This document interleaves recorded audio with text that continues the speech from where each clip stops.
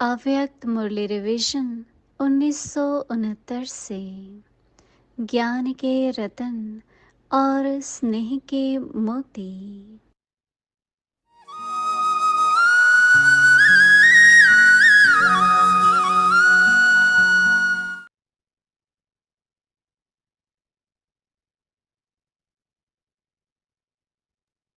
अव्यक्त वाणी तारीख है 16 अक्टूबर 1975।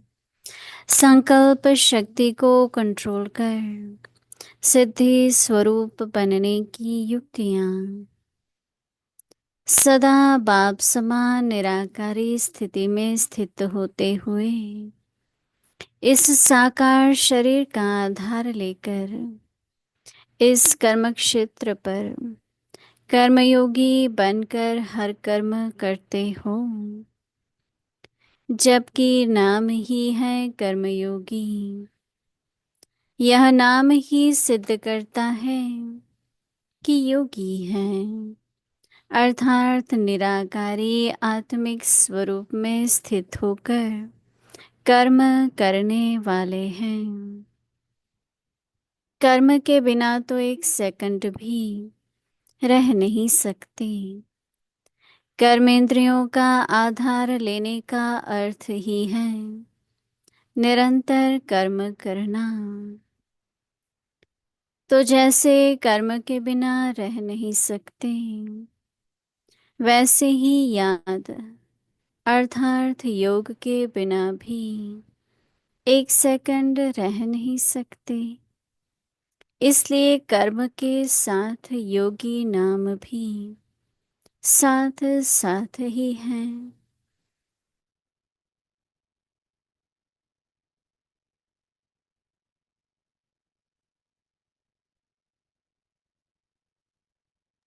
जैसे कर्म स्वतः ही चलते रहते हैं, कर्मेंद्रियों को नैश्चल अभ्यास है, ऐसे ही बुद्धि को याद का नैचुरल अभ्यास होना चाहिए। इन कर्मेंद्रियों का आदि अनादि अपना अपना कार्य है। हाथ को हिलाने व पाँव को चलाने में कोई मेहनत नहीं करनी पड़ती। उसी प्रमाण ब्राह्मण जीवन का तथा इस संगमयुगी जीवन में बुद्धि का निजी कार्य व जन्म का कार्य याद है। जो जीवन का निजी कार्य होता है वह नेचुरल और सहज ही होता है। तो क्या ऐसे अपने को सहज कर्मयोगी अनुभव करते हो, या यह मुश्किल लगता है? अपना कार्य कभी भी मुश्किल नहीं लगता है, दूसरे का मुश्किल लगता है। यह तो कल्प कल्प का अपना कार्य है। अच्छा, आगे की मुरली कल सुनेंगे। ओम शांति।